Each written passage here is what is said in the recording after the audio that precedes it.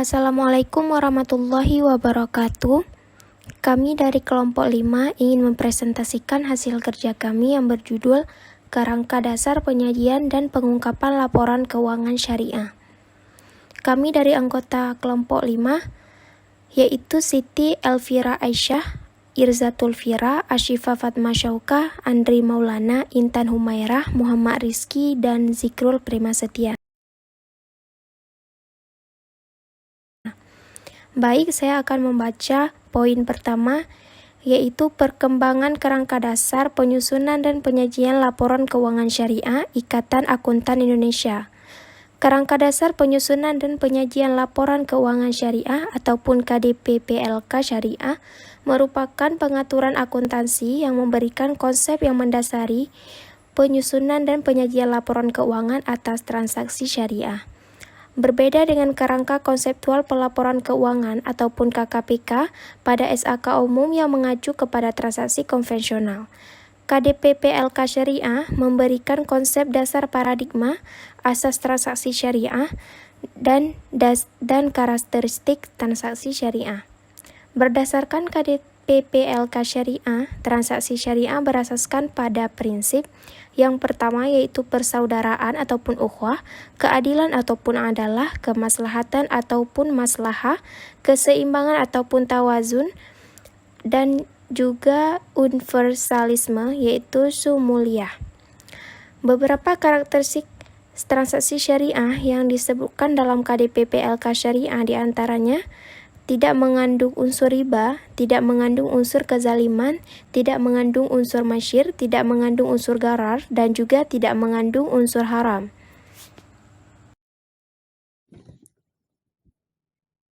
Tujuan dan peranan kerangka dasar penyusunan dan penyajian. Yang pertama, kerangka dasar ini menyajikan konsep yang mendasari penyusunan dan penyajian laporan keuangan bagi para penggunanya. Tujuan kerangka dasar ini adalah untuk digunakan sebagai acuan bagi A. Penyusunan standar akuntansi keuangan syariah dalam pelaksanaan tugasnya. B. Penyusunan laporan keuangan untuk menggulangi masalah akuntansi syariah yang belum diatur dalam standar akuntansi keuangan syariah. C. Auditor dalam memberikan pendapat mengenai apakah laporan keuangan disusun sesuai dengan prinsip akuntansi syariah yang berlaku pada umumnya. D.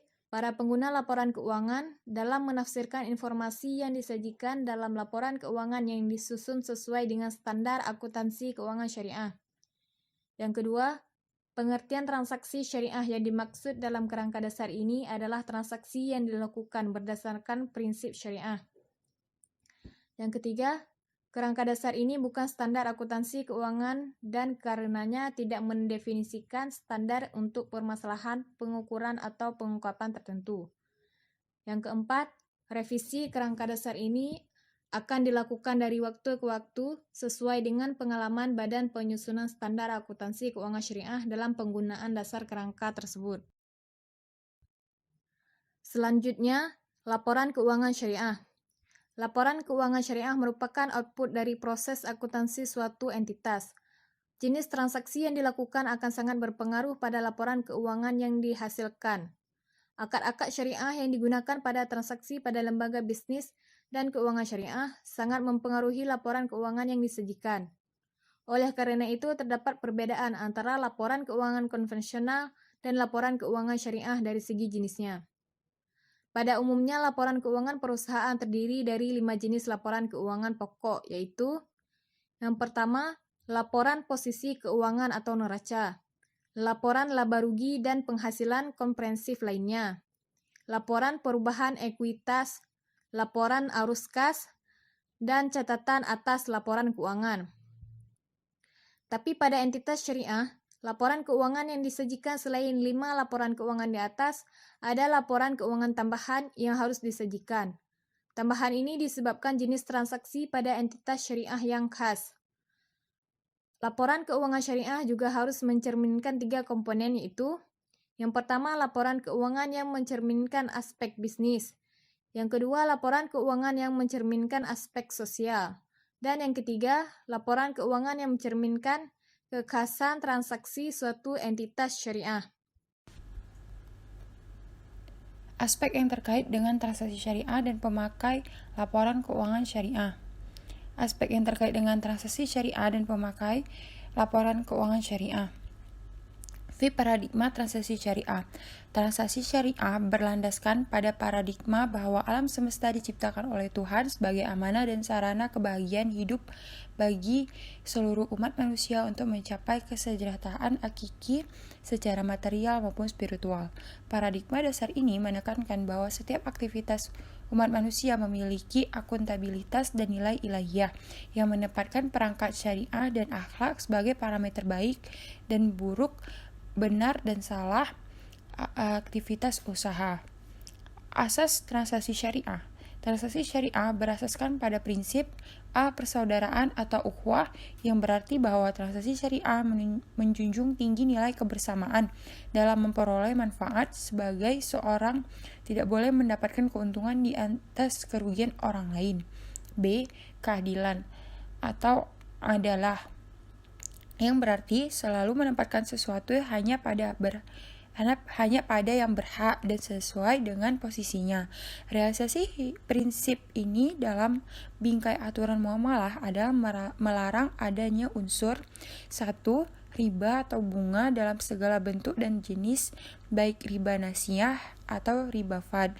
2. Kezaliman, baik terhadap diri sendiri, orang lain, atau lingkungan. 3. Masyir atau judi atau bersikap spekulatif dan tidak berhubungan dengan produktivitas. 4. Gahar atau unsur ketidakjelasan, manipulasi dan eksploitasi informasi serta tidak adanya kepastian pelaksanaan akad. 5. Haram atau segala unsur yang dilarang tegas dalam Al-Quran dan As-Sunnah baik dalam barang atau jasa ataupun aktivitas operasional terkait. C. Kemaslahatan atau masalah, yaitu segala bentuk kebaikan dan manfaat yang berdimensi duniawi dan ukhrawi, material dan spiritual, serta individual dan kolektif. D. Keseimbangan atau tawazun, yaitu keseimbangan antara aspek material dan spiritual, antara aspek privat dan publik, antara sektor keuangan dan sektor real, antara bisnis dan sosial, serta antara aspek pemanfaatan serta pelestarian. E. Universalisme atau syumuliyah, di mana esensinya dapat dilakukan oleh, dengan, dan untuk semua pihak yang berkepentingan tanpa membedakan suku, agama, ras, dan golongan sesuai dengan semangat kerahmatan semesta. Tujuan laporan keuangan. Berdasarkan paragraf 30, dinyatakan bahwa tujuan laporan keuangan menurut KDPP-LKS adalah menyediakan informasi yang menyangkut posisi keuangan, kinerja, serta perubahan posisi keuangan suatu entitas syariah yang bermanfaat bagi sejumlah besar pemakai dalam mengambil keputusan ekonomi. Selain itu, tujuan lainnya adalah 1. Pengambilan putusan investasi dan pembiayaan yang terdapat di antaranya sahibul mal, kreditor, pembayaran zakat, pemegang saham, otoritas pengawasan, Bank Indonesia, pemerintahan, lembaga penjamin simpanan, masyarakat, menilai prospek arus kas.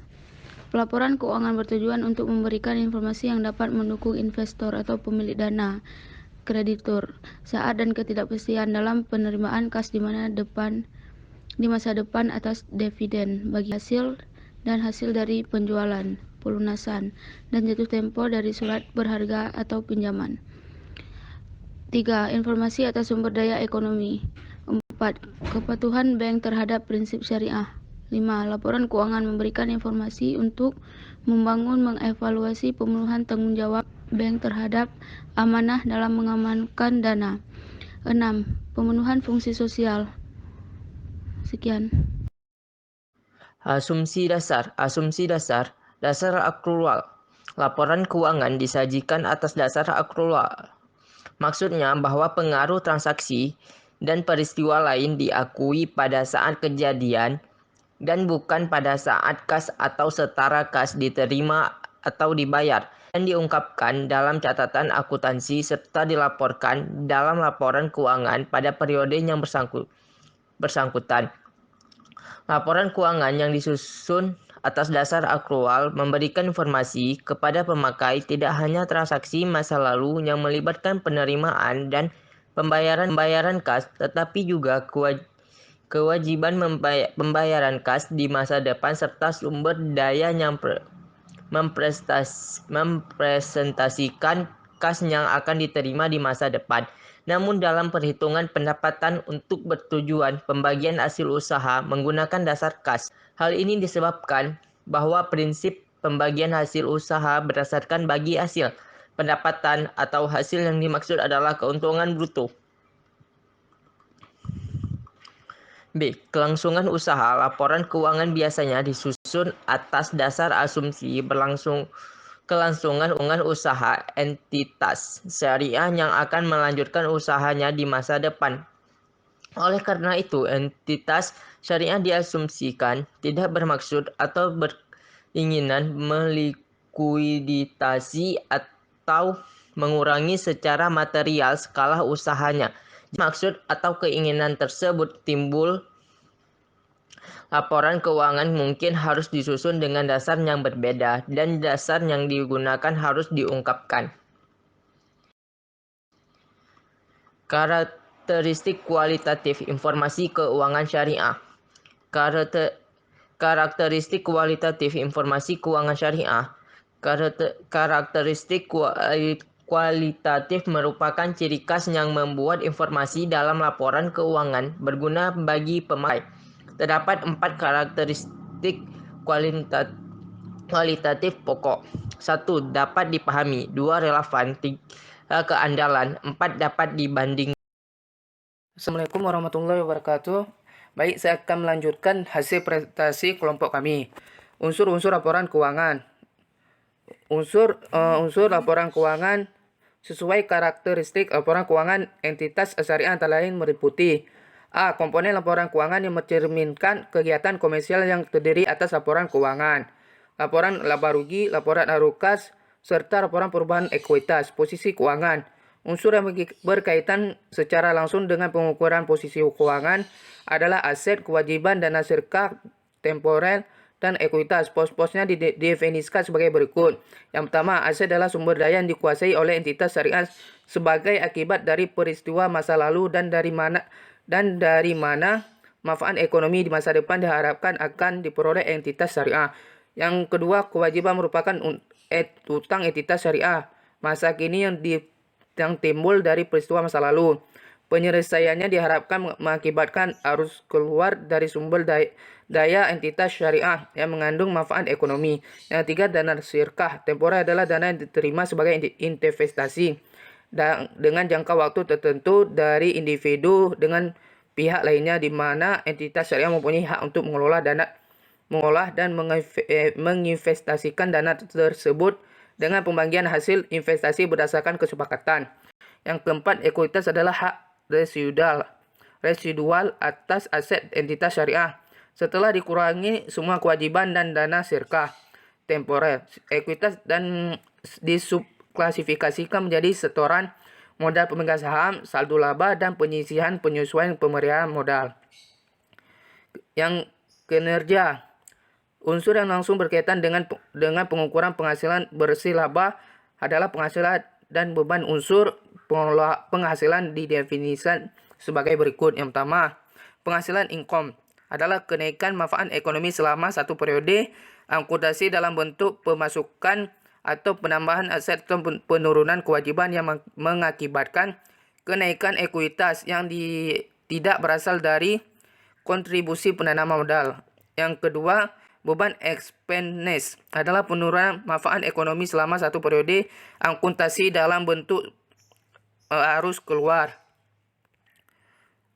atau berkurangnya aset atau terjadinya kewajiban yang mengakibatkan penurunan ekuitas yang tidak menyangkut pembagian kepada penanam modal, termasuk di dalam beban untuk pelaksanaan aktivitas entitas syariah maupun kerugian yang ditimbul. Hak pihak ketiga atas bagi hasil.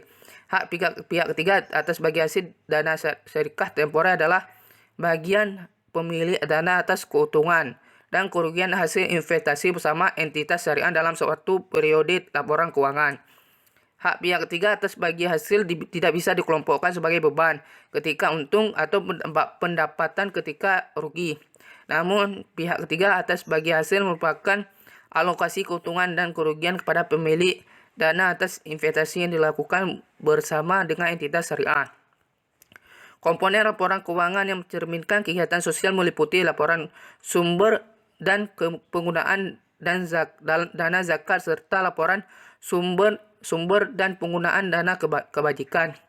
Yang kecil, komponen laporan keuangan lainnya mencerminkan kegiatan dan tanggung jawab khusus entitas syariah tersebut. Selanjutnya, pengakuan dan pengukuran unsur-unsur laporan keuangan. Pengukuran unsur utama laporan keuangan berupa pengakuan aset. Aset diakui dalam neraca jika besar kemungkinan bahwa manfaat ekonomi di masa depan diperoleh entitas syariah dan aset tersebut memiliki nilai atau biaya yang dapat diukur dengan handal. Yang kedua, pengakuan kewajiban. Kewajiban diakui dalam neraca jika besar kemungkinan bahwa pengeluaran sumber daya yang mengandung manfaat ekonomi akan dilakukan untuk menyelesaikan kewajiban sekarang dan jumlah yang harus diselesaikan dapat diukur secara handal. Yang ketiga, pengakuan dana sirkah temporer. Pengakuan dana sirkah temporer dalam neraca hanya dilakukan jika entitas syariah memiliki kewajiban untuk mengembalikan dana yang diterima melalui pengeluaran sumber daya mengandung manfaat ekonomi dan jumlah yang harus diselesaikan dapat diukur secara handal. Yang keempat, pengukuran penghasilan. Pengukuran penghasilan diakui dalam laporan laba rugi jika kenaikan manfaat ekonomi masa depan yang berkaitan dengan peningkatan aset atau penurunan kewajiban telah terjadi dan dapat diukur. Yang terakhir, pengakuan beban. Beban diakui dalam laporan laba rugi jika penurunan manfaat ekonomi masa depan yang berkaitan dengan penurunan aset atau peningkatan kewajiban telah terjadi dan dapat diakui Anda. Selanjutnya akan dibacakan oleh teman kami. Assalamualaikum warahmatullahi wabarakatuh. Catatan atas laporan keuangan. Catatan atas laporan keuangan suatu entitas syariah harus mengungkapkan hal-hal sebagai berikut. Informasi tentang dasar penyusunan laporan keuangan dan kebijakan akuntansi yang dipilih dan diterapkan terhadap peristiwa dan transaksi yang penting. Informasi yang diwajibkan dalam PSAK tetapi tidak disajikan dalam neraca, laporan laba rugi, laporan arus kas, laporan perubahan ekuitas, laporan sumber dan penggunaan dana zakat, dan laporan penggunaan dan kebajikan. Informasi tambahan yang tidak disajikan dalam laporan keuangan tetapi diperlukan dalam rangka penyajian secara wajar. Dalam rangka membantu penggunaan laporan keuangan dan membandingkannya dengan laporan keuangan entitas syariah lain, catatan atas laporan keuangan umumnya disajikan dengan urutan sebagai berikut. Pengungkapan mengenai dasar pengukuran dan kebijakan akuntansi yang diterapkan. Informasi pendukung pos-pos laporan keuangan sesuai urutan sebagaimana pos-pos tersebut disajikan dalam laporan keuangan dan urutan penyajian komponen laporan keuangan. Pengungkapan lain termasuk kontingensi, komitmen, dan pengungkapan keuangan lainnya serta pengungkapan yang bersifat non-keuangan. Sekian dari kelompok kami. Bila ada salah mohon dimaafkan. Billahi taufiq wal hidayah. Assalamualaikum warahmatullahi wabarakatuh.